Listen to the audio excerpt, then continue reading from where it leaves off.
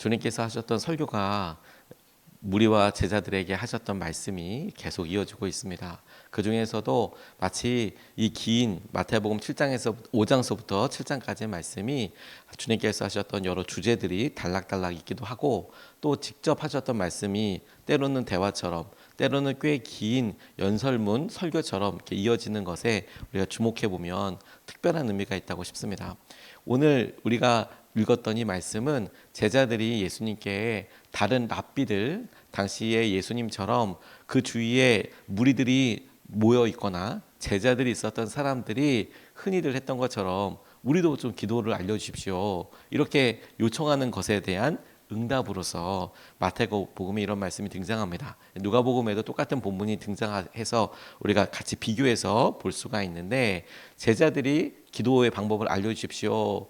그럴 때 주님께서 너희들은 이렇게 기도해라 라고 기도의 내용을 알려주셨습니다.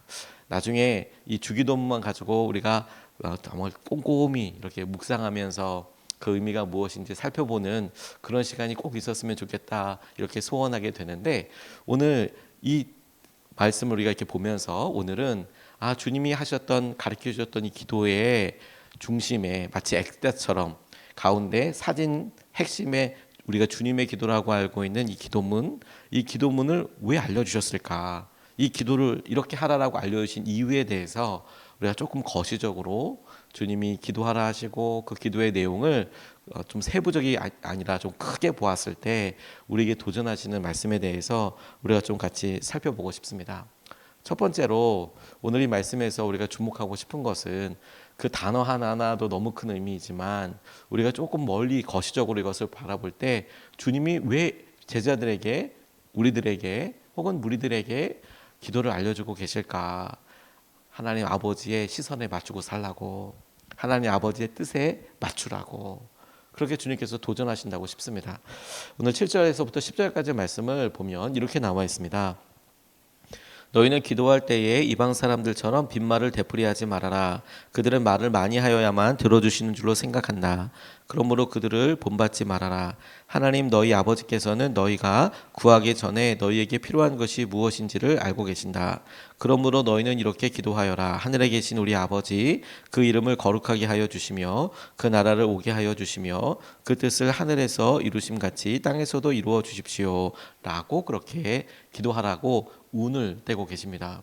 주님의 기도가 길지 않지만 그럼에도 불구하고 가장 핵심을 정말 모으고 모아서 너 이렇게 기도해라 라고 주님께서 알려주신 그런 내용일 텐데, 그 전반부 대부분은 세부적으로 이렇게 보는 것도 의미 있지만 조금만 멀리서 보면 아예 하나님 아버지께서 하실 여러 뜻에 대해서 집중하고 있어요. 물론 이걸 하나하나 끊어서 하늘에 계신 이게 무슨 의미냐, 우리 아버지란 말은 또 어떤 의미냐, 이런 걸 하나하나 질문하면서 더 풍성하게 의미와 은혜를 누릴 수도 있지만, 쭉 읽어가면서 혹은 쭉 기도해 가면서 그 앞부분의 대부분은 하나님 아버지와 그 아버지의 뜻에 중심을 맞추고 있다라는 점이에요. 그러니까 우리가 기도를 생각할 때 주님 제게 먹을 것이 없어요, 주님 제게 이런 필요가 있어요, 주님 우리에게 이런 어려움이 있습니다, 우리 앞에 닥쳐질 일, 아니 곧 우리가 마주하게 될 상황이 눅눅하지 않습니다, 이런 그런 것에 대한 자연스러운 주님을 향한 어떤 고백이랄지 간구랄지 탄원이랄지 이런 것들은 우리가 기도에서 많이 경험하는 거지 않습니까?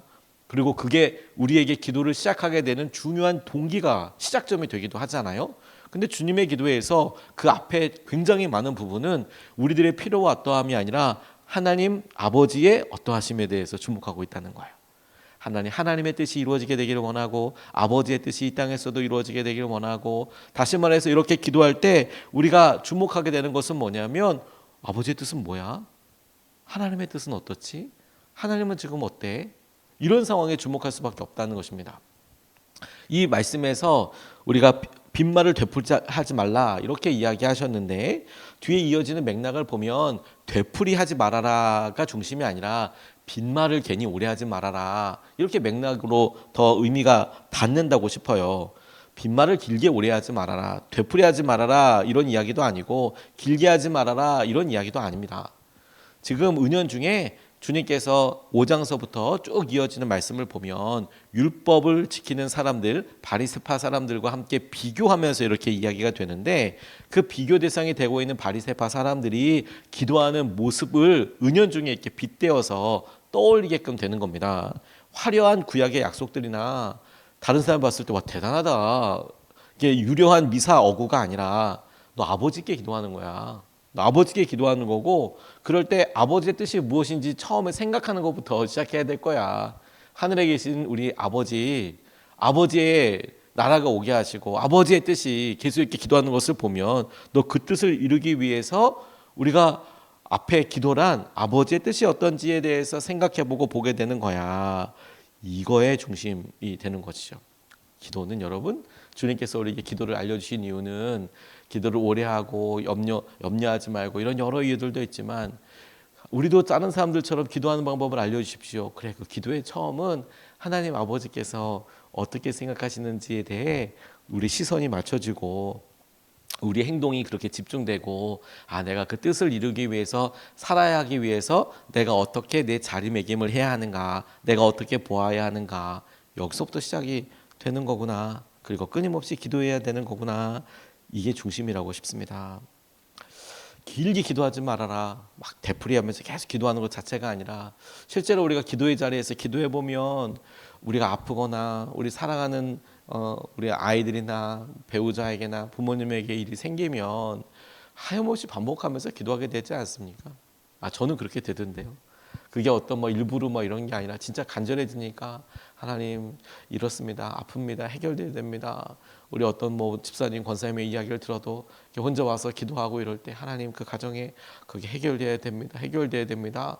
그러면 사실 어떤 때는 너무 간절하기 때문에 다른 기도 제목이 아니라, 주님이 그걸 못 들으셨을 리가 없는데도 하나님 이게 필요합니다, 열려야 됩니다, 해야 됩니다, 이렇게 기도드릴 때가 제 경우는 있더라고요.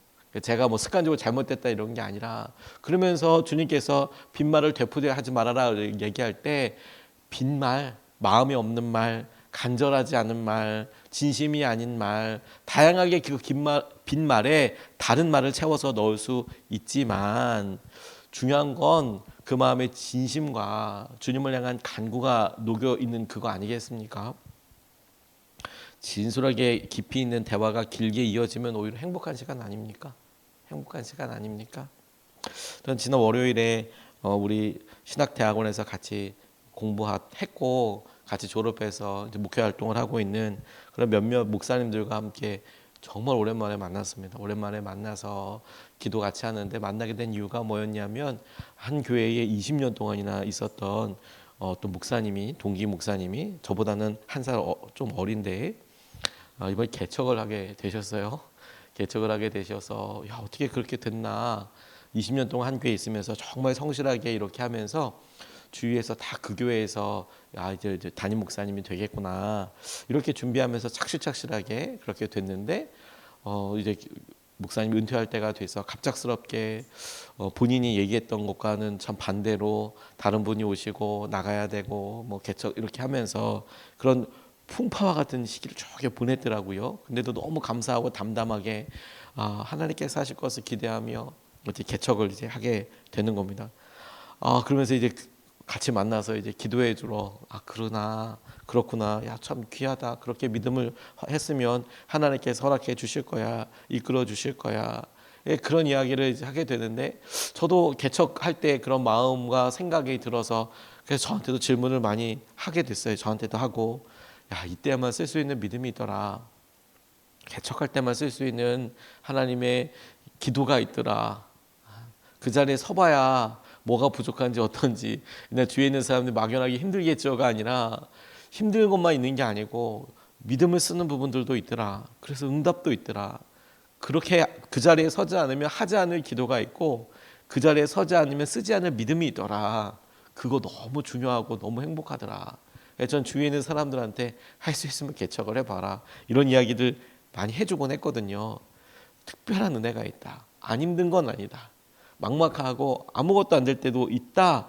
근데도 이제 마음에 준비된 그 같은 우리 목사님을 보면서 참 너무 감사하기도 하고 기쁘기도 하더라고요.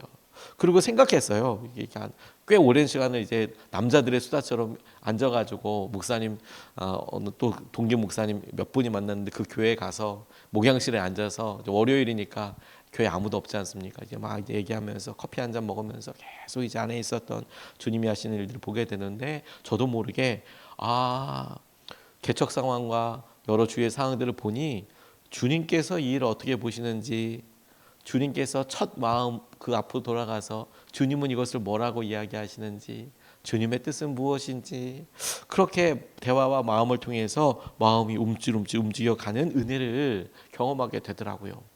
기도는 여러분, 우리가 이렇게 기도하고 하나님 앞에 의지하게 될 때 하나님의 뜻은 무엇인지 어떠신지를 생각해보고 알게 되고 누리게 되는 거예요. 그게 기도의 처음입니다. 주님이 알려주신 기도의 처음은 하나님 아버지, 하나님이 아버지이시며 그분의 뜻이 무엇인지를 생각하도록 도전해요. 그러면 우리가 누구인지, 왜 이런 일들을 하고 있는지에 대한 정체성도 분명히 드러난다고 싶어요. 주님께서 알려주신 기도, 그 이유가 뭐냐? 하나님 아버지의 뜻에 맞추도록 우리의 삶을 바꾸는 거구나. 두 번째로 주목하고 싶은 것은 왜 우리에게 주님께서 기도 제목을 알려주시고 그 이유 기도가 목적하는 바 뭘 강조하시나, 저는 이것을 조금 한 걸음 뒤로 떨어져서 이렇게 봤을 때 저는 용서하고 살라고 이런 마음이 들었어요. 주님이 알려주신 기도의 핵심 중에 핵심은 너 용서는 하고 사냐?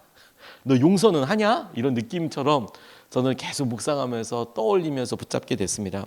11절에서부터 15절까지의 말씀을 보면 이렇게 나와 있습니다. 오늘 우리에게 필요한 양식을 내려주시고 우리가 우리에게 죄 지은 사람을 용서하여 준 것 같이 우리의 죄를 용서하여 주시고 우리를 시험에 들지 않게 하시고 악에서 구하여 주십시오. 나라와 권세와 영광은 영원히 아버지의 것입니다. 아멘. 너희가 남의 잘못을 용서해 주면 너희 하늘 아버지께서도 너희를 용서하여 주실 것이다. 그러나 너희가 남을 용서해 주지 않으면 너희 아버지께서도 너희의 잘못을 용서해 주지 않으실 것이다. 이렇게 나와 있어요. 우리가 개역 개정 성경에서 새번역 성경으로 바꾸면서 그 의미를 풍성하게 알 수 있고, 또 개역 개정 성경에서는 낯선 단어들이 나오지만 그 단어를 현대 언어로 바꿔서 누리게 되는 유익들이 있습니다. 또 다른 유익 중에 하나가 뭐냐면 이 따옴표들이에요. 따옴표. 그래서 성경 말씀을 읽을 때 따옴표를 잘 보면 특별한 의미들을 질문해 볼 수 있어요. 개역 개정 성경에는 뭐뭐라고 말했건을 가라사대 개역 성경이군요. 이렇게 잘 몰라요. 이게 주님의 말인지 어떤지. 대표적으로 아가서 같은 경우에는 어디가 합창단 코러스가 하는 이야기고 어디가 남자가 하는 얘기고 어디가 여자가 이야기하는지 잘 구분이 잘 안 돼요. 쭉 읽다 보면. 무슨 말이냐면 계속 이제 시점이 바뀌거든요. 나로 얘기했다, 너로 얘기했다가 그로 얘기했다가, 그래서 이런 시점들이 바뀌어서 이게 누가 누구에게 얘기하는지 헷갈릴 때가 많거든요. 그런데 오늘 이 본문 말씀을 보면 예수님께서 제자들에게 말하시는 형태예요. 따옴표가 있어서. 그 말은 이제 직접 화법으로 이야기하시는 거거든요. 그래서 이제 마치 우리가 야 누구야, 아빠가 이렇게 하래. 그건 간접화법이지만 아빠가 말했어, 너 그거 해 라고. 이거 직접화법이거든요. 그러니까 직접 앞에 있는 사람한테 뭐뭐 해 라고 이렇게 하고 있는 거죠. 그런데 그 따옴표가 어디까지 걸리냐면 용서까지 걸려요. 용서하라, 맨 마지막까지. 기도만 알려주신 게 아니라 그 기도에 이어서 바로 용서해라, 너희가 용서하면 하늘에서부터 풀리고 이런 얘기 좀 나오지 않습니까? 그리고 또 하나 주목하게 될 게 뭐냐면 분량이에요. 분량.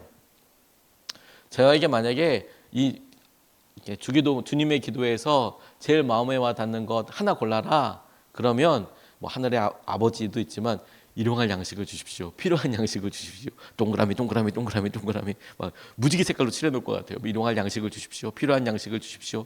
양식 다음에 재정 혹은 은혜, 지혜, 사랑 이런 거 적어놓고 할 것 같아요. 그런데 우리의 입장에서는 필요한 양식을 주시고가 되게 중요할 것 같지만 굉장히 짧은 거죠. 실제 분량을 보면. 그리고 그 얘기는 잠시 나오고 12절에서부터는 다 온통 무엇과 관련된 이야기입니까? 용서와 관련된 이야기예요. 죄와 관련된 이야기. 죄 지은 사람 용서하여 준 것 같이 우리의 죄를 용서하여 주시고 우리를 시험에 들게 하지 마시고 악에서 구하십시오 나온 다음에 14절에도 너희가 남의 잘못을 용서해 주면 너희 하늘 아버지께서 너희를 용서해 주실 것이다. 14절 15절 말씀은 앞서서 용서에 대한 말씀에 대한 부연 설명처럼 왜 그렇게 용서하고 살아야 되는지에 대해서 이야기하신다라는 겁니다. 주님의 기도, 주님이 알려주신 기도의 중요한 한 꼭지가 뭐냐면, 한 축이 무엇이냐면 용서예요. 용서. 그리고 저는 이번에 이렇게 말씀을 보면서 이렇게 붙잡았어요. 필요한 양식은 하루에 몇 번 필요하나요? 3번? 5번? 한 번은 아니잖아요. 그래도 적어도 여러 번 우리가 먹을 때마다 기도할 때 보면 하나님 먹을 것 주시고 이렇게 양식을 주셔서 감사합니다. 그리고 실제로 우리의 생체적인 신체적인 반응이 한 3번 정도 이상은 우리 안에 들지 않습니까?